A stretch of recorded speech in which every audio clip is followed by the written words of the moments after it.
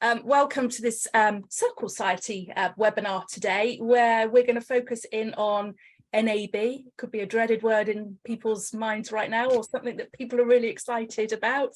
I'm Lisa Collins. I'm Managing Director of the Circle Society, and I am your host today. But I also have a co-host who is full of top tips herself. I have Cindy. Cindy, do you want to introduce yourself? Hey, Lisa, good to see you. Hi, everybody. Welcome. I'm glad you're here, no matter what time of day it is for you. Good to see you. I'm with Kokoro Marketing. My name's Cindy Zulsdorf, and we get to work with companies in the broadcast space who want their marketing to turn into sales conversations. So that's what I'm all about. Good stuff. Thanks, Cindy. We have a fantastic lineup of panelists, and we may be joined by one more a little later if you can make it. But meantime, we have Jess and Lizzie with us, who have been involved in NAB from different angles. So one thing I didn't ask you, Cindy, which I will ask the other panelists. Come on, how many years have you been doing NAB? We talked about this earlier. How many years? Come on. You're throwing to me on that one? Yeah, you first. I was saying to you earlier, I saw this post from David Ross on LinkedIn saying he thought his first NAB was 1991. And I thought to myself, I think that was also my first NAB. So we've got that. Other than the silly comment that I gave to you earlier that my mom was pregnant with me at NAB. So maybe that would be my first NAB, but that's a crazy answer. So yeah, but true. It's in your blood. It's in your blood. So this is my 10th show. So I've not been quite as many times as you, Cindy. So Jess, over to you first. Introduce yourself, give us a bit about your background, and tell us how many years you've been at NAB for. Well, thank you, Lisa. I'm Jess Collier. I'm the Director of Business Development for D2D Technologies. We're an American-based company. And I'm primarily a broadcast engineer. I've worked in stations as well as for a lot of big sporting events. So I kind of come in from the technical side. This is going to be my 20th, I think. I was trying to count 19th or 20th NAB. I started going in 1999, missed a couple years here and there. And of course, NAB was dark for 2 years. So let's just say it's my 20th. Wonderful, wonderful. And we've got Lee joining us now. Lee, we're just doing introductions. I don't know that your sound's on just yet, but Lizzie, let's come to you. Quick introduction from Lizzie, who you are and how many times you've been at NAB. So hi, everybody. Yeah, I'm Lizzie Lawrence. I head up the marketing at M2A Media.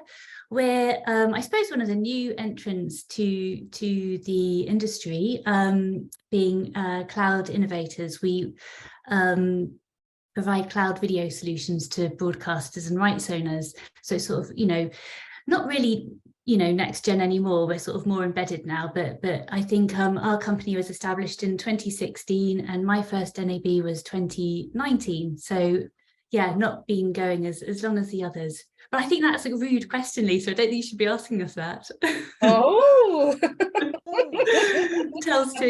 gives too much away. But I used to work on the production side of the industry as well. So I've sort of spent many years traipsing down to Cannes for MIP TV and MIPCOM as well. So yeah, trade show weary. Yeah. Excellent. And it's always good to have a fresh perspective, Lizzie. So yeah, always good. Lee, we're just thanks for being with us.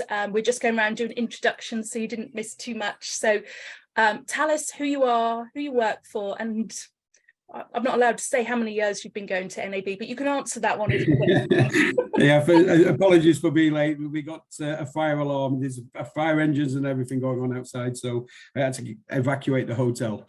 So apologies for that. So yeah, I'm Lee Bellinger. I'm the Vice President of Sales for EMEA for Telestream. So I started going to NAB with Tektronix, probably it's my 23rd. So yeah, looking forward to getting back to Las Vegas. Yeah. Excellent. Thank you for all being with us. And I think all of you will have different perspectives as we go through the session. We've all come from different areas of the industry, so looking forward to being able to share the top tips for our industry today. So let's make a start on the questions. Let's think about pre-show first. And Lizzie, I've seen on LinkedIn. You've really got it out there this time. Some of the work that you've been doing to try and fill the diaries of your team. Tell us a bit more about the process that you've been using there and how successful it's been. So we start really at the very beginning. We have our kind of overall strategy for the year, and then we will drill down a bit deeper and put together a campaign strategy specifically for the event that we're working on. So in this case, it's NAB. So we talk to the product team, we look at what's going to be new for the show, we look at who we're selling it to, who the customer, what the customer need is, and then we start to think about messaging. We put together a message matrix that we can use throughout our campaigns, and then we start to build out our marketing collateral. And then it's sort of in line with working with our sales team to build out very targeted lists so that we can then send out, relevant product messages to relevant people. So we have a big database of contacts, and then we, segment those and make sure people are getting the information that we hope is going to be of interest to them. And we build out our landing page, and we use HubSpot really for everything. So we use the calendar bookers via HubSpot. We use HubSpot for our analytics as well. So once the campaign's up and running, we'll have our sort of visuals and our brand kind of aligned with messaging. And then we start probably, I suppose, about 5 weeks before the show. And then we drip feed the marketing email campaigns, and then we supplement those with sales sequences which come via the sales team. And then it's quite agile. We talk to one another and we adapt, depending on what the reaction has been and interest is. And so we're 2 weeks out now, and the calendar's looking pretty good, actually. Yeah. So it's sort of got, I think probably in the past week, it's really started to fill up. Yeah. Did you set KPIs ahead of the campaign? So the main KPI is really just to have a full show of meetings. That's really the main aim. We don't really rely that much on walk-ups. We have quite a small presence at NAB because it costs quite a lot for us to get there, obviously, with the international flights and accommodation and everything. So the idea is to really essentially just lift the M2A meeting room and put it in Vegas. Yeah, it needs to be sort of quiet, as comfortable as possible, and filled with important meetings, or as important as you can get. Yeah. Excellent. And Jess, I'm keen to hear your perspective on this. You're on mute. Sorry about that. Yeah, full disclosure. I kind of leave a lot of it to Cindy, who is our marketing pro guru. But typically what I'll do is I'll do some videos welcoming people to NAB. We also send out, a free pass to the show, which seems to be pretty good. It helps wrangle people in. We're a real small company. So, and I'm wearing a lot of hats at the same time. So primarily we'll have Kokoro do a lot of mass emails inviting people, from me personally. And then there's a few press releases that we do if we're going to be announcing a new product. A lot of what we do, though, is a little different is, we depend a lot on foot traffic because we're sort of the underdog. We're not like Tektronix or somebody like that. So it's a little different when you're us because your emails don't get out there. Your algorithms don't quite play so well. Like we're nobody on LinkedIn or Twitter. So a lot of it is getting the logo out in front of people as much as we can before the show. I feel it's kind of subliminal, like Nike or Target or something like that. You get the logo out to people before the show as much as we can without being too invasive with emails. And then, hope that we can get them by the booth. And if the email doesn't stick, we're hoping that they walk by the booth and they see the logo. And then once you're within 10 feet of the booth, I got you. I'm really good at wrangling people in at the day of the show. So I would say that a lot of the stuff we do before the show is mostly technical. We're working on our demos and our new features and our new products to make sure that we could show them off real well beforehand. And again, full disclosure, I leave a lot of it up to Cindy and Fallon and Kokoro. Let's go over to Cindy then, because I know Cindy's working with a variety of clients, helping them fill their diaries. Talk me through how it's going and what you do. And, with the other people on this session aren't too late to try and follow some of those methods, are they? So right. I think after spending a couple decades working on the NAB show floor and setting the booth up and doing demos for people, I've been able to kind of take that lived experience and share it with other people. So knowing what's worked for me in the past when I was selling stuff and doing marketing and setting up demos and running them. So one of the things, I guess the top thing that I wanted to bring to everybody today is the thought of your hot list or your dream list or your dream 100. So I heard the chat's not working, but just use the QA. I'm just wondering who's heard of Dream 100? Just put that in the QA if you've heard of it before. The idea is, this is how I think of it. If I go to NAB and I only see, and just pick a number, if I only see 5 people, I only see 20 people, I only see 50 people, whatever, any number, I only see those people and I go, oh my gosh, that was the best show ever. That worked out great. Who are the people on that list? And so you can start making your sort of dream list, your hit list, your hot list based on like, if I only saw these people, my life would be awesome. These are the people I want to talk to. And so we start doing that right out of the gate. I actually made a little checklist that if you guys want to grab it, and I'll just pop up. If you just text me the word dream, and you can see my phone number right there. And I'll also pop it in the chat in just a second. If you text the word dream to me, that you'll automatically get that checklist. But take the list of people and start connecting with them, invite them to the show. Like Lizzie said, we want to book appointments. And then what we do, like with Jess and with other folks, is make sure we give something educational and helpful to them. I'm a huge fan of like, give them the information on how to transition to IP or ATSC 3.0 or whatever it is they're working on, or do their QC or what, give them the information that they need and be that resource for them. So if you can kind of make a list of a few steps, you still have time before the show to do 2, 3, 4, 5 of those steps and put that into play. So Dream 100 list, that's what I'm all about. Cool. Yeah. That system, I guess that system that makes it possible, because if we don't have, like Lizzie said, marketing automation or a system in place to make it repeatable, we're going to forget. And we will be like, oh, I forgot to call that dude back from ABC. Oh my gosh. Like, am I the only one that ever forgot to call someone back? I've definitely got my dream list, so it's already your dream list? I keep adding to it. Yeah. So Lee, from a different perspective now, looking from a sales point of view, obviously you get appointments put in your diary, I'm sure, by your great marketing team, but what do you do yourself to try and ensure that those appointments are qualified before you get on site, or to supplement what you've been given? To be honest, when it gets to a trade show, and obviously depending on the size of your company now, I think the early, way before the show, you've got to start thinking about what does success look like? way before the show. What's successful for one company might be completely successful for another one. Is the aim to get leads? For sales leads, for selling products? Is it about awareness?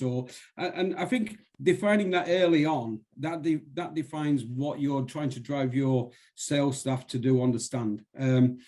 A lot of the time, for many years, a lot of people turned up at a show, put all the equipment on the stand, and did full demonstrations to people understand without even asking them what the problem is they're trying to solve. And I think it starts way before the show to actually make sure that what success looks like for marketing also is successful for what the sales are looking for. If you marry them two things up, great. You know what I mean? Your messaging becomes better. And I think defining goals, and you mentioned KPIs, I think defining goals is really important as well. And it's too easy for people to say, right, we're going to run a prize for the best account manager with the most meetings and get them all booked up on meetings. It's quite, I see quite a lot of my American colleagues do that, and you look at how many meetings I've got booked, and they forget all about the people that are going to come along as walk-ons. And some of the best people I've ever seen are people that come along that just turn up on the stand, and you put your time and effort into those guys. It's a new contact. They're the most.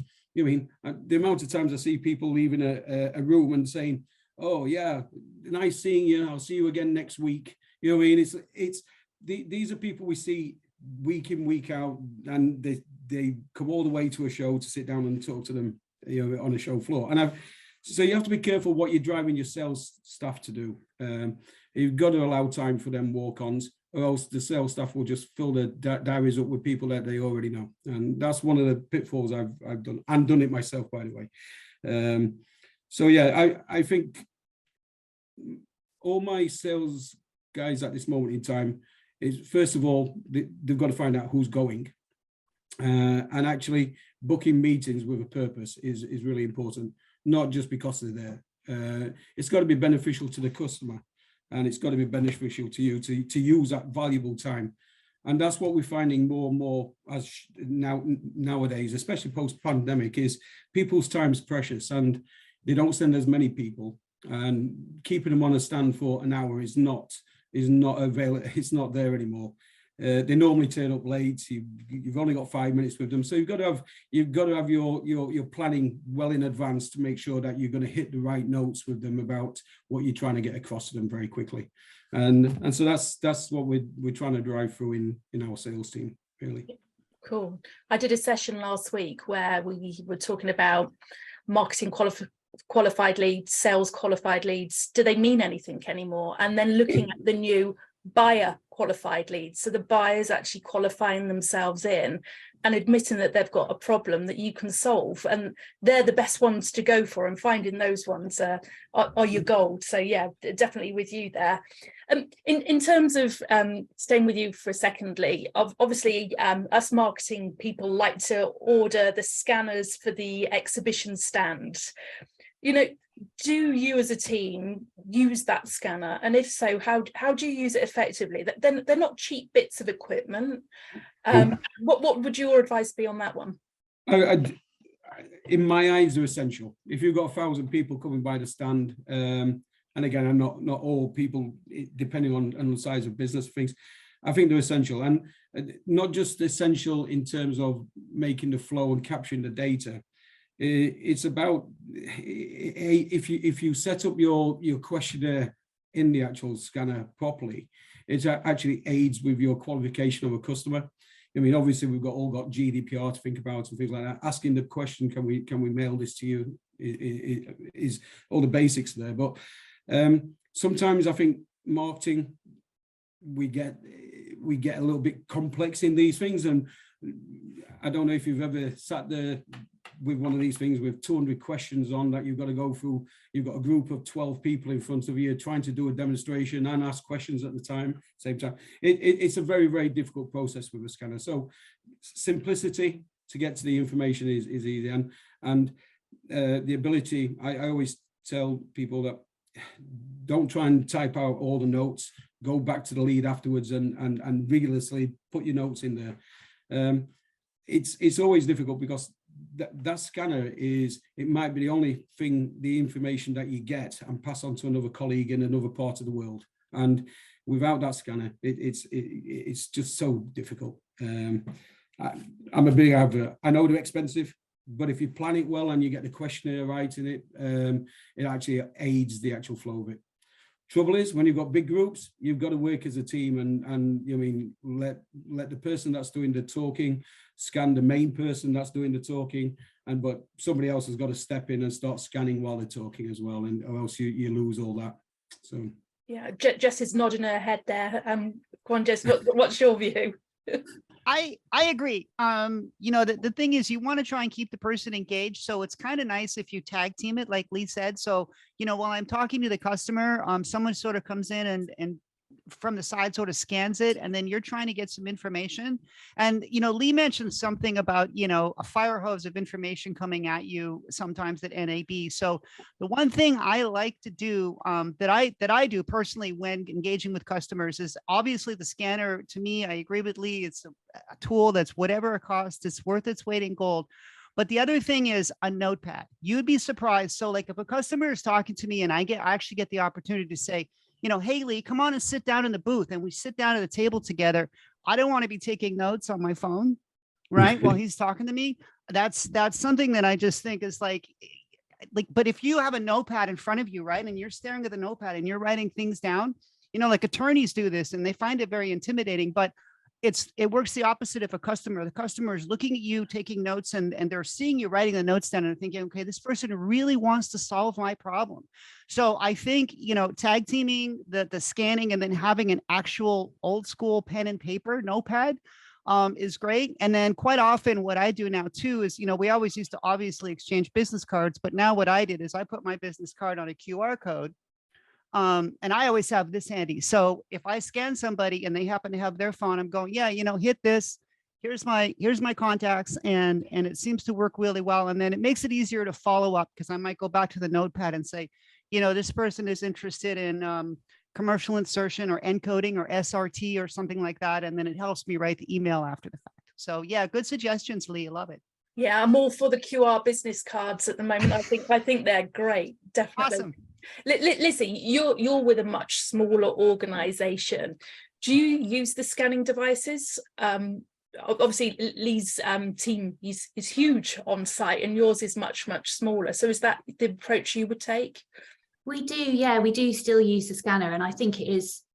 I hate the scanners, actually. I find them really awkward, and a lot of the time people aren't very willing, are they, to give you all their details and all the rest of it, and they just want to get onto the chat. But I think we've got a good system in place with our team. Our sales team know that that's a really important thing that needs to be done. So generally speaking, one of us sort of signals that it's the right time to do it, and then maybe I'll go in there or my colleague will, or they'll grab it from me. And basically there's a bit of an art to it, isn't there, with scanning in a way that doesn't cause either offense or discomfort, or messes up with the conversation. But we do go analog as well, actually, and in past years we've sort of taken booklets as well to fill in. So there's kind of a myriad of options, and it's just a question of, after the show, making sure you collate everything. And then actually we put all that into HubSpot. So we sort of record information either digitally or on paper, and then we get it into HubSpot afterwards. Brilliant. Yeah. Brilliant. So Cindy, let's talk a bit more about scanners and those companies that have a person dedicated to scanning people as they come in. And as Lizzie said there, people being really off put by sharing their details. Give some advice there. Yeah. I think that people are happier to be scanned or give their personal info if we can give them something they want. So instead of, hey, can I scan you? Hey, can I take from you? If we can give something, hey, I've got the definitive guide to switching over to SRT, or the definitive guide to QC, or whatever the thing is that you have. And can I send that to you? Great. And then whatever your process is, let me scan that. Or, maybe you've got a scanner on your phone, or like I just did here, hey, text the number to me. Maybe if you have a QR code up, hey, just go to the QR code and then enter your email. It's going to go to you, whatever the methodology is. But the thought behind it is, hey, can I give you this thing? And then to your point, Lee, around segmenting, and Lizzie, you talked about segmenting too. That's going to let you segment. And Jess, you were talking about it too. So what if they say, yeah, I want the guide to SRT versus I want the guide to something in the cloud? Oh, I just segmented my person based on what they're interested in. And maybe you've got 3 different choices on things you can give them. They're happy because they're giving their info and they're getting something that's useful to them, and you just segmented them. And now when you go into your marketing automation, whether Lizzie, HubSpot, or I use Keep a lot, or we've got clients with Pardot because we do a ton of marketing automation. Now you're in a campaign to follow up with them on something they care about. So Lisa, I guess that's my answer to your question, is that scanning should involve giving something to the person that they really actually want. I agree completely. Just on that point though, and we did run a competition once on the stand, because obviously the KPI was scan as many people as possible. The problem is when you get to the other side of that, you've got more to sift through. So it's true.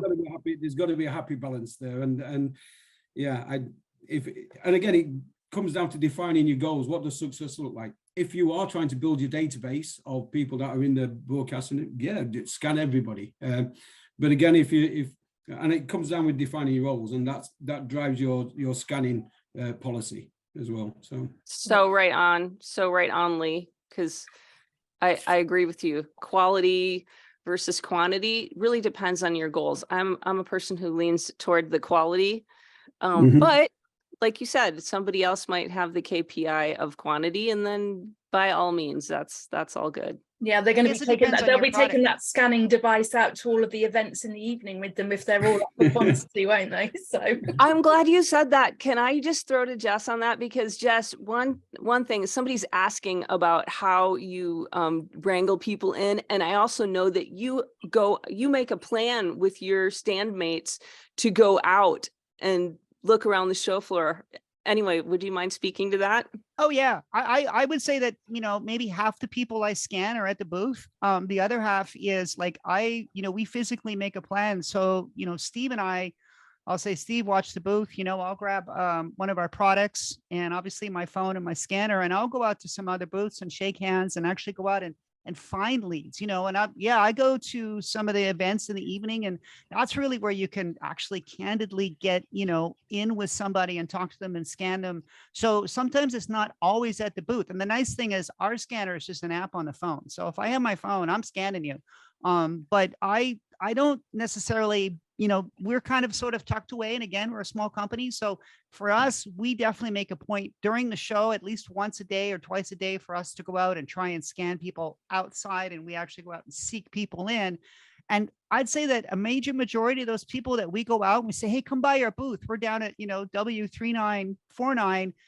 A lot of those people do show up towards the end of the show on, jeans and t-shirt day on Wednesday. You'd be surprised. So yeah, I say if you have time and you have people that can cover your booth, go out and scan people. There's the whole show there. Don't just lock yourself into the booth unless you have to. Yeah, Jess, that brings me on nicely to my next thinking. The show is much, much more than your booth. It's huge. So what tips have you got for people today? Where should they be heading up? Are there some good places to go at NAB to meet the right people away from your booth? Well, yeah, I guess it would depend on your product, but typically, like I'll go for us, we want integrators. Those people are the kind of people that will sell our products for us. So I try to go and find integrators, as well as just some parallel companies that we can do business with, or people that need to know us. There's a lot of companies out there at NAB, and you're right. It's like your booth is like literally a 10 by 10, like 100 square feet out of 1 million square feet of potential business out there.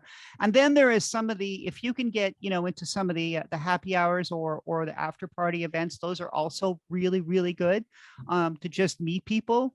So it's I find that I would say that depending on what your company is, like, we primarily make products for video distribution over SRT and multiplexing. So integrators and builders and tower people are all very, very close people that need to know who we are. And so that's kind of what we do, is we go out and we literally find them, especially on the Wednesday. Excellent. And Lee, you've been doing the show for some years now. You must know some of those great spots, other than the bar, obviously, at the Westgate, where you can meet people. That's a great place. I've got a whole list of bars that do. Yeah. I don't take a scanner though. Do you know? It's not just great places. It's again, this starts way before the show. You'll find Telestream products not just on our stand. You'll find them on other people's stands as integrated demos and partnerships, and I think that's it's a great way of extending your story into collaborating with other workflows, whether that be AWS or beyond. So I think your show floor is expensive. So you got to get the most out of it you can. So use other people's; it's cheaper. Is the first point. I think there's many good talks around. You'd be surprised some of the seminars that I put on. As booth staff, you don't really get a chance to go out because you're stuck to the booth. But I did make time several times to go out and actually sit listen to some of the actual presentations that are going on. And you'd be surprised at some of the questions that you hear from customers that are asking. So not only does it give you a chance to actually meet other people that you wouldn't come on your stand normally, but you get to hear what else people pain points are in the industry, and it might give you your information to take back to your product development basically as well. So I think yeah, don't just be looking for your own customers, find out what else is going on around other customers as well. So yeah, I'm with you on the technology partnerships. I think they're key, and building those relationships ahead of the show so that your products are demoed in other places, and hooking up with those technology partners to put on seminars and sessions together, I think are really important. And Lizzie, I know you've been doing some of that ahead of the show, because I saw that you did a great event a few weeks back. But being fairly new to NAB, what will your team be doing away from the booth? So, well, I suppose I just echo what Lee says, really. Our technology sits on AWS, so they're a key partner for us. So we've been busy putting together a demo that's going to sit on the AWS stand, and we did that for IBC as well.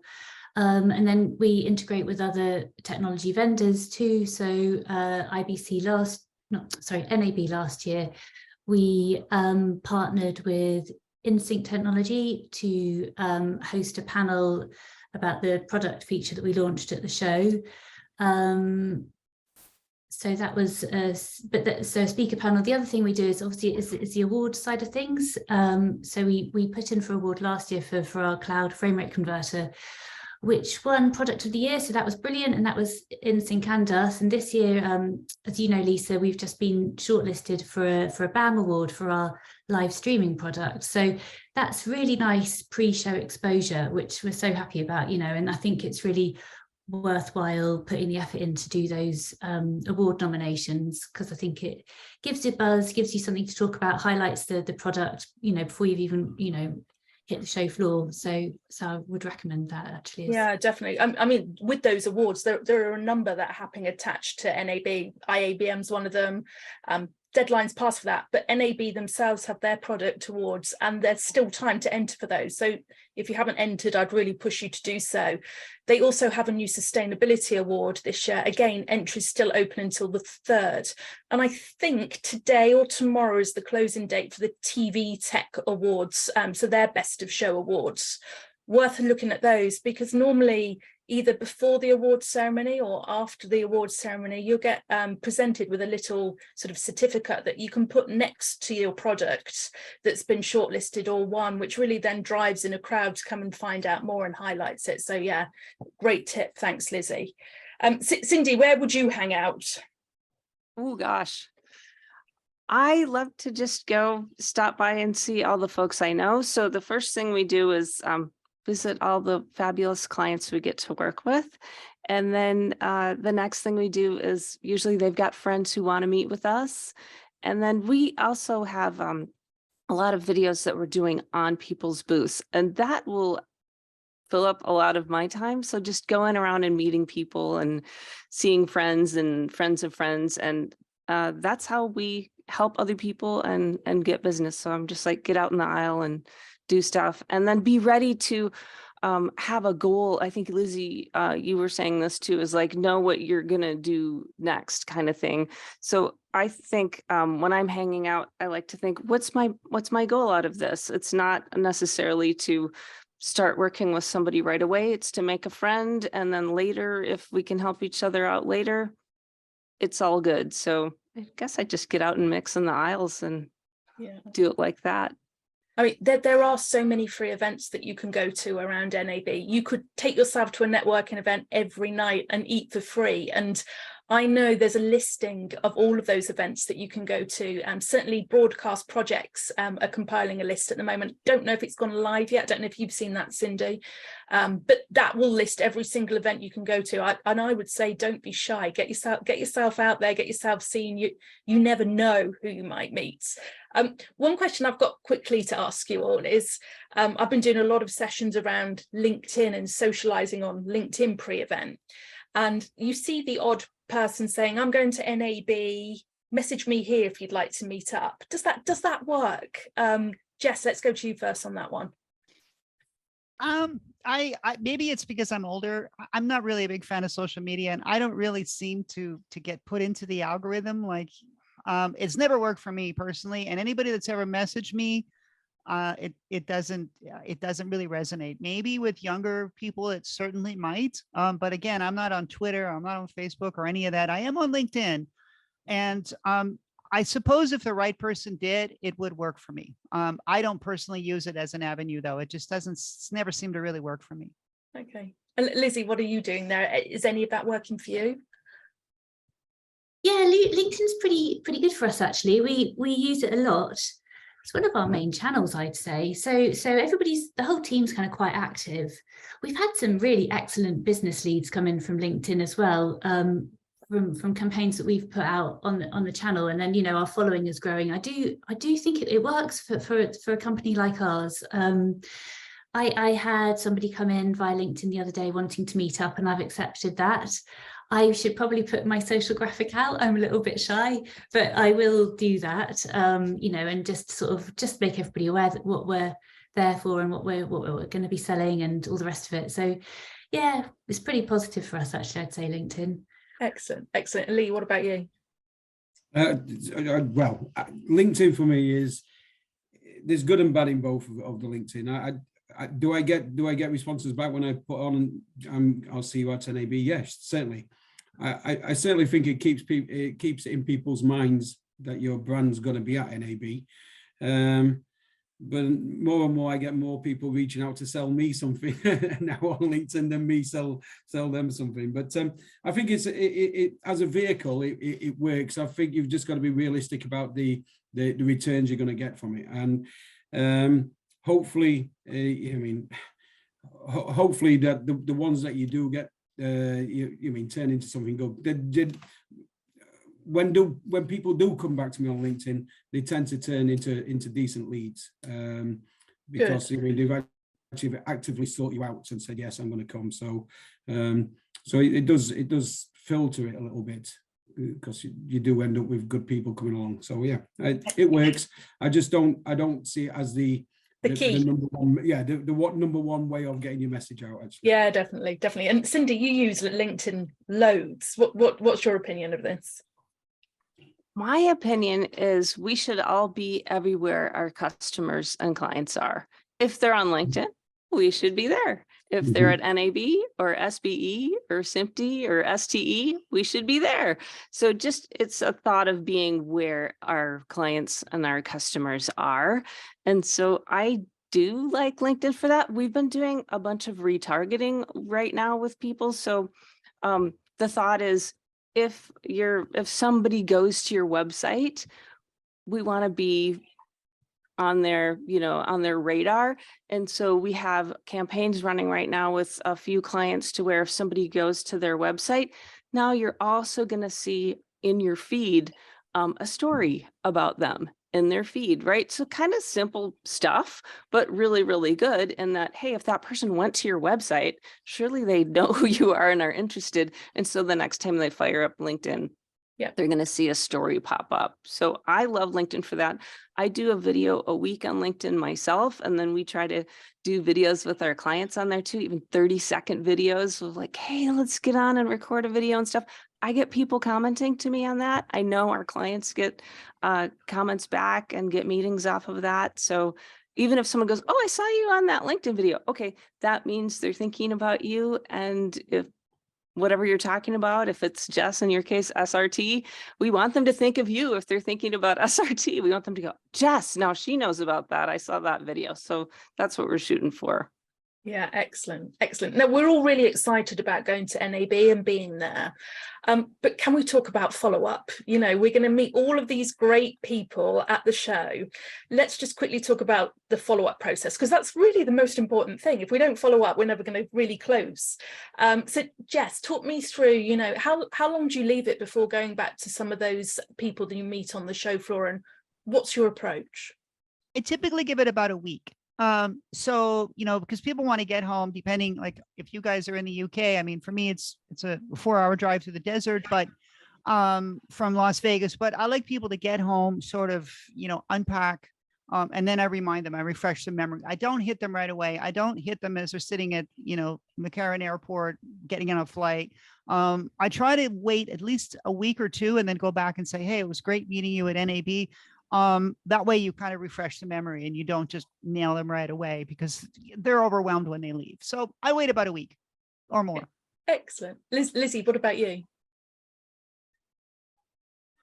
So I think probably for those sort of general follow-up from marketing, yeah, we leave it about a week as well. But where conversations have led to opportunities at time constraints, and obviously then we get straight on it and we don't leave any time at all to wait for that. But yeah, I think Jess is right. People are always pretty exhausted, aren't they? They need to get home, they need to sort of rebalance. So marketing email or follow-up or is not necessarily going to hit home until they've had a chance to take a breather. Yeah. Lee, what's your approach? I've been thinking about this. I don't know if there is a right approach. I really don't. And I thought about it when I've gone to a show, and I thought, oh, that's really good. They've emailed it me already, all the information I wanted. And that's before I've even left the stand sometimes. I think, well, that's efficient. But I think, again, it's in the actual qualification process, I think, it's something we should all be doing, is we should be asking people, do you need this urgently? Do you know, and actually define it yourself. And I think that would be if salespeople and marketing got together and thought about that, it would be actually purpose built for each individual customer. Because there's so many people, I've had people phone me for quotes, the same day that they visited the show, and say, oh, you said you were going to get me a quote. You said, well, yeah, I'm at the show at the moment. I'll get you one across. And I think this sense of urgency for some projects is really important. But there's those people that they're probably going to get hit by, 60 different companies at the same time during that next week. And it's how do you get yours to stand out? I don't know. I don't know when the best time is to send it, because I think a personalized approach would be a better one. If we could say, when would you like this? And we could capture that in the lead capture. Yeah, I was about to say, the personalized approach, put something in the lead capture, sales and marketing meeting exactly after the show and talking about what the messages are going to be. So yeah, we don't practice what I'm preaching here, but that would be for me. I'm thinking as a customer, what would I like? And some things are going to be really important. I need it fast. Some information it's there for reading in a week's time. And I think if we ask the question, that's a good qualifying question, especially on how close are they to making the decision on equipment as well. Yeah, agreed. Cindy, your thoughts on that one?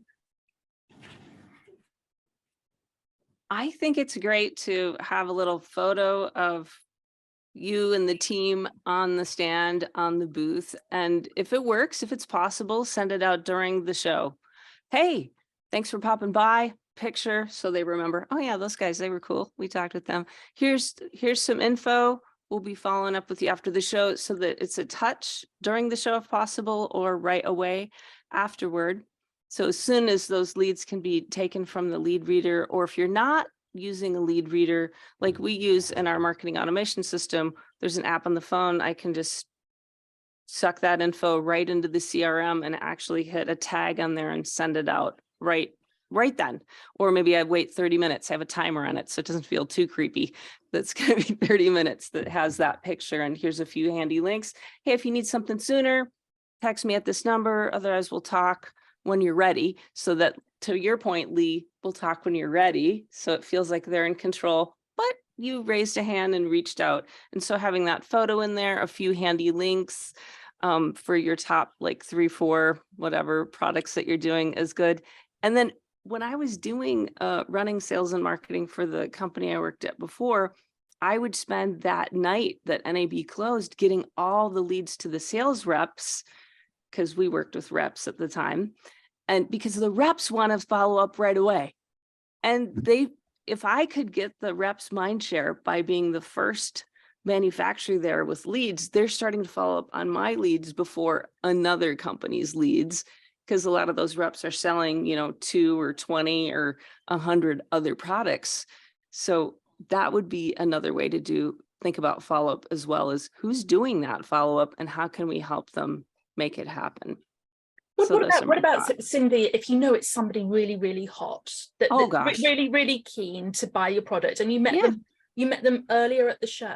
Is there something that you could do where you send a message during the show and say, I know you were keen, come back on Monday and our CEO will be there to explain a little bit more, just to see if you can push it over the line? Is that an idea? I think it's a great idea. I love that, Lisa. You're brilliant. They've got to be keen. You're brilliant. And so you might make that campaign up in advance. So we'll often make a campaign that says, great to see you at the show, missed you at the show, are you here at the show? But you could also have a fourth swim lane or track in there, VIP, come back on Monday for blah, blah, blah. And so in your marketing automation system, it's as simple as hitting a button saying, great to see you at the show. And that 30-minute thing goes out. Hey, these folks were super hot. And so like you said, Lisa, hit that button. Hey, come back on Monday. And that can be a mix of email, SMS, and then personal touch, because we're all humans. So it might be just a reminder to me to pick up the phone and call them. So even though that's a system with marketing automation, it might be just like, oh, hey, I just got a reminder to call that person. So I would say your idea of having them come back Monday is something we should totally build into the system. Awesome. Yeah, if you have that lucky close on the show floor. Yes. I've had that. I remember driving home from Vegas back to Grass Valley, and I've got someone from one of the sports and facilities, and they're like, you said you'd get right back to me. Can we talk? And I'm like, I'm literally driving back from NAB. I'm like, absolutely, we can do that right now. Like, pull over. And then I think by the time I got back to Grass Valley, they like signed the PO and stuff. Obviously they had budget or project or something, but you're right, Lee. Sometimes people are super urgent and you've got to be ready to roll. You've got to act. So we're running out of time, and this was about tips. So I'm going to come to each of you and ask for your top tip for our audience today. Jess, let's start with you as you're at the top of my screen. Okay, well, I'm going to just put out a couple of things that maybe you shouldn't do. And it's just a couple of observations after 20 years of NAB. I think one of the first things is you'll find that a lot of people that walk the show floor, their feet hurt. Seating in your booth is a commodity. And so many times when I walk the show floor, I see, I look into someone's booth and there's like 15 salespeople all just sitting there, doing this. I think one of the things you want to do is, if someone comes into the booth, you got to kind of like clear out and give you a chance. One of my favorite things to do to somebody is say, come on in, have a seat. Let's sit at the table and talk. But, if there's 15 people sort of just sitting in there, kind of not really caring about who is coming into the booth, it just doesn't look very well. So I'd say that, if your people are going to be in the booth, try to have them engaged, smiling and waving at people as they walk by, even if it's somebody you don't think might be a customer. You never know. Like, I've seriously wrangled people in and sold them quite a few things without them ever even knowing who we were. And it just started with saying, hey, hi, welcome to the show. Want to come in and have a seat? Obviously, you don't want to do that with every tire kicker, but it's something that's really good. And then the other thing I think is, we mentioned a little bit about going out and socializing at night. I learned the hard way back in like 1999 or 2000 that go to bed early. Like it's really great to go out and socialize, but you don't want to see a picture of you the next day somewhere on the strip, doing something you shouldn't be doing. So like, I love to go out to dinner. I like to socialize, but 9 p.m. I like to be in the hotel room, and I'm up at 6 a.m. every day. So get up early and be charged. Don't be hungover. I'll try that one. Lizzie, your top tip. Not making any promises, Jess. You be you, man. I think I've got an unlikely giveaway top tip. We always, and we do this for the staff on the stand, but we generally have quite a large fruit bowl, and we find that goes down really well. People are so starved of vitamins, aren't they? And have been eating in restaurants, and we find that fruit is a really great giveaway. So we generally have a massive cornucopia of fruit somewhere. So that's a top tip. And then the other one is, again, echoing Jess, is just to be really friendly and welcoming and open, and that's the way conversations start, don't they? You know, and if you're interested in your own products, people are going to be interested in them as well. So making sure that everybody knows what we're selling, who we're selling it to, you know, how we're selling it, bit of a crib sheet. I think that's always quite a nice, people feel more comfortable as well then, don't they? I mean, obviously, you know, staff on there are all seasoned professionals, but sometimes it's just quite a nice idea that you've got all the messaging aligned and that everybody knows what the new product features are, and we're all talking about them in the same way, so the message really cuts through. Yeah. Cindy. I love the cornucopia, Lizzie. That's just brilliant. Might have over-exaggerated a bit there. I love it so much. Top thing to do. Well, grab my Dream 100 checklist and use that as a map, because having that in place, the number of people who show up at NAB and are like, yeah, I'm going to see some people, it's going to be awesome, is too high. So it's better to walk in with a plan. So grab my checklist and do that, or just do that plan. Like, that's completely inspired by the Ultimate Sales Machine book by Holmes. Like, just check that out and do that, because my checklist is inspired from that. And then have that system in place for before, during, and after the show. And your system can be a plan where you're going to be like step 1, step 2, step 3, and you're doing it manually, or it can be a combination of manual plus automation. I'm a huge fan of automation because we're all busy and we forget stuff. So I'd put that together. So have a system for your Dream 100 and make it happen. Yeah. Thank you. And Lee? To me, the best tip ever is ensure that anybody that's dealing with the customers are asking the right questions. Many a time I see people just launch into all the new features on a product and they're excited about it and trying to get that excitement across to a customer without asking some fundamental questions about what problem they're trying to solve. And you mean it's you can do a full demonstration of a product and then the guy says round, I only wanted this, or you know, I wanted that. And I think getting your sales staff to concentrate on mini demos rather than full demos and ask the right questions first to make sure they're showing them the right part of a product is really important. And I agree. You should go to bed very early in the morning. You should, yeah, definitely. I'm definitely with Lee there. I'll contradict. So my tip is if you see your hotel room too often, then you've not done a great NAB show. You need to book and go to everything. You need to get yourself out there, go to every networking event and have a real show experience. And I know some questions have been coming in. I will share where you can get that link for the event list. We'll make sure that is available on the Circle Society website just as soon as it's pushed live. There was also another question, Jess, about you talked about being able to wrangle them in, and what's your approach after hello? How do you get them in? Typically I smile. I say, welcome to the show. You know, what brought you to NAB? And that, you know, like Lee's right. Every good salesperson needs to ask questions, and don't just ask questions, but listen to what they want. So you can almost qualify someone right away. Hey, welcome to, you know, because people are going to come by, they sort of peruse and they look around and they look at your booth and engage with those people. You don't know who they are. And you're going to find out pretty quick. You know, they're going to say, oh, well, you know, my partner is here and, you know, he got a free ticket off the street. So I say, okay, well, great. Have a good show. But you never know. Somebody might just say, oh, I'm looking for SRT. And I'm like, oh, well, hey, we happen to be experts, right? And then right there, you've already gotten to Lee's first step. You've already kind of asked them what they wanted. So I like to wave. I stand at the very edge, on the very edge of the carpet, and I wave at people. Like, you know, not everybody, but if I meet eye contact with somebody, I say, hey, welcome to the show. Welcome to Las Vegas. What brings you here? And then that's right there, your first engagement. And it's also qualifying. Yeah, conversation starters. Immediately. And it always starts with a wave and a smile. Hi.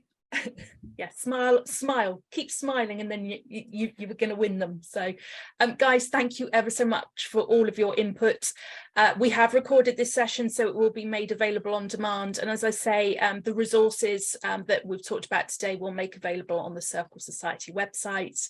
I'm looking forward to seeing all of you at the show, and look forward to seeing our audience there as well. Thank you for joining us, and see you in Vegas. See you at the show. Thanks all. Thank you. Thank you.